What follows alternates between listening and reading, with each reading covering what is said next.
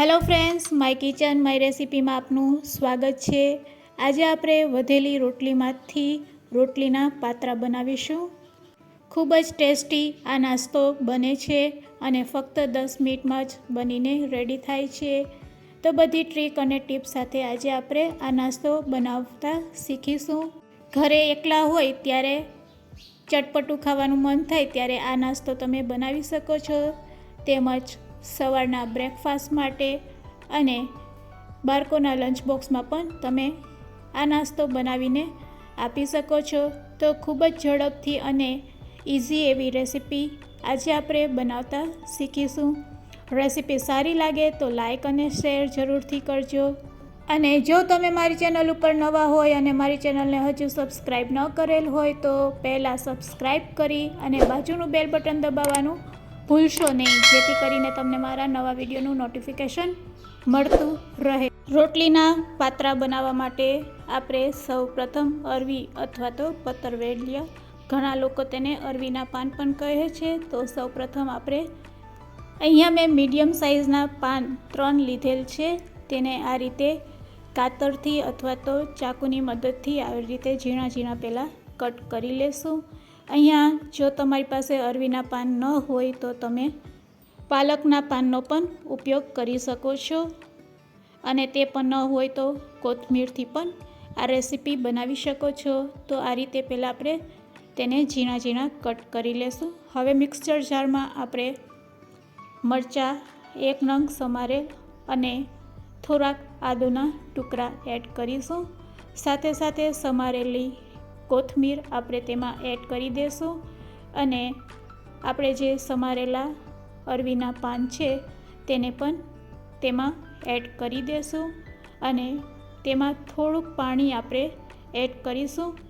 2 ચમચી જેટલું પાણી એડ કરી અને તેની સરસ આપણે પેસ્ટ બનાવીને રેડી કરીશું। તો તેને આપણે પહેલાં ગ્રાઇન્ડ કરી લેશું। તો સરસ આપણી ગ્રીન કલરની પેસ્ટ રેડી છે, તમે જોઈ શકો છો।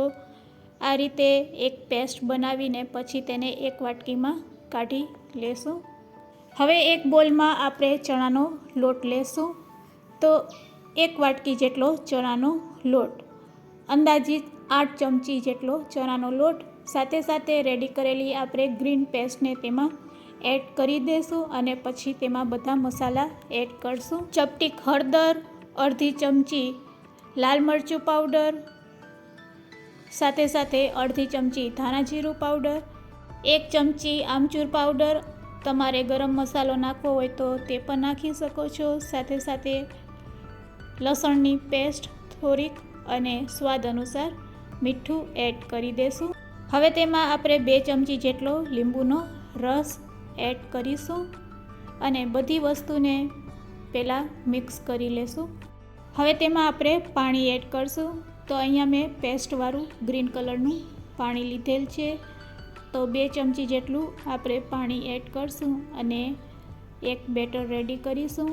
તેની થિકનેસ હું તમને બતાડીશ। બસ 2 ચમચીમાં આપણું બેટર બનીને રેડી થઈ જશે।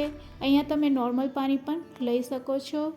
તો તેની થિકનેસ તમે જોઈ શકો છો। આ રીતે તેને 2 મિનિટ સારી રીતે ફેટવાનું, ફેટવાથી આપણું બેટર ખૂબ જ સરસ ફ્લફી બનશે અને આપણા પાત્રા પણ ખૂબ જ સરસ બનશે। અત્યારે 4 રોટલી માટેનું બેટર આપણે બનાવીને રેડી કરેલ છે।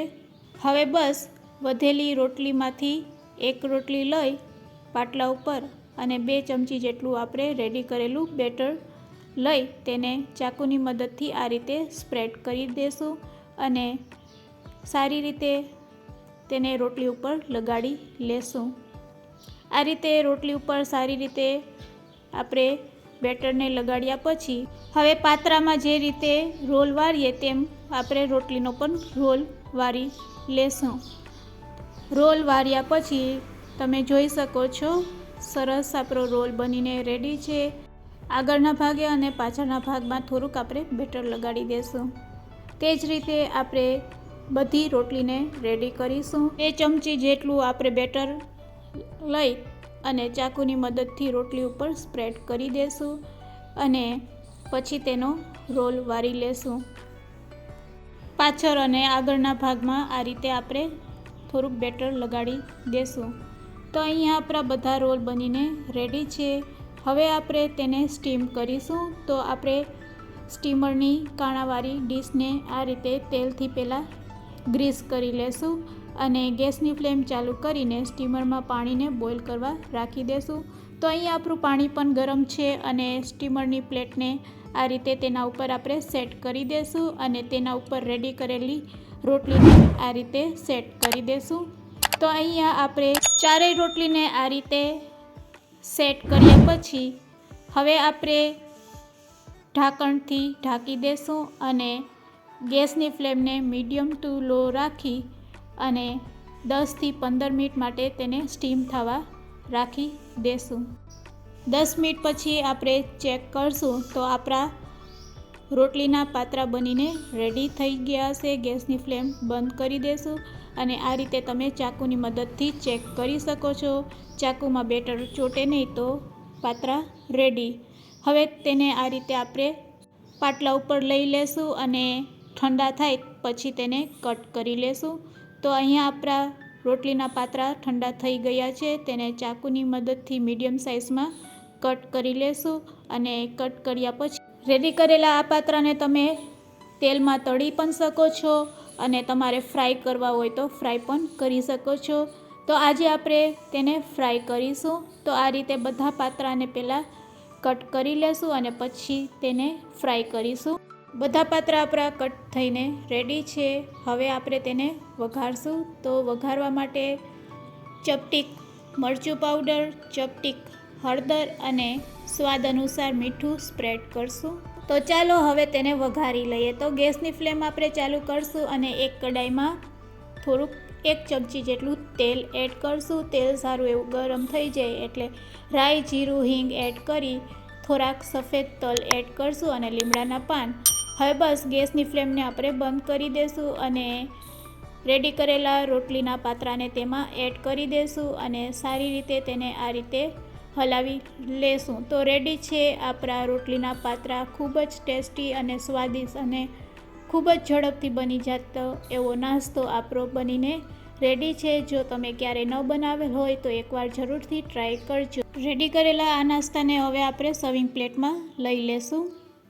આ રીતે બનાવેલા પાત્રાને તમે બાળકોના લંચ બોક્સમાં તેમજ સવારના બ્રેકફાસ્ટમાં પણ લઈ શકો છો અને ઘરે એકલા હોય ત્યારે ચટપટો નાસ્તો ખાવાનું મન થાય ત્યારે આ રીતે તમે વધેલી રોટલીમાંથી નાસ્તો બનાવી શકો છો. તેને આપણે ટમેટો કેચઅપથી સર્વ કરીશું. પતરવેલિયાના એટલે કે અરવીના પાનના પાત્રા તો તમે ખાધા જ હશે, પણ જો આ રીતે ક્યારેય પાત્રા ન બનાવેલા હોય તો એકવાર જરૂરથી બનાવજો. દેખાવમાં તો સરસ લાગે જ છે, સાથે સાથે ખાવામાં પણ એટલા જ ટેસ્ટી લાગે છે. તમને તોડીને પણ બતાવું છું. ટમેટો કેચઅપ અને ચા સાથે ખાવાની મજા પડી જાય તેવા રોટલીના પાત્રા બનીને રેડી છે.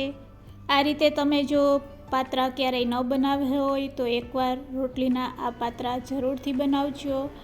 આજની રેસીપી સારી લાગી હોય તો શેર પણ જરૂરથી કરજો.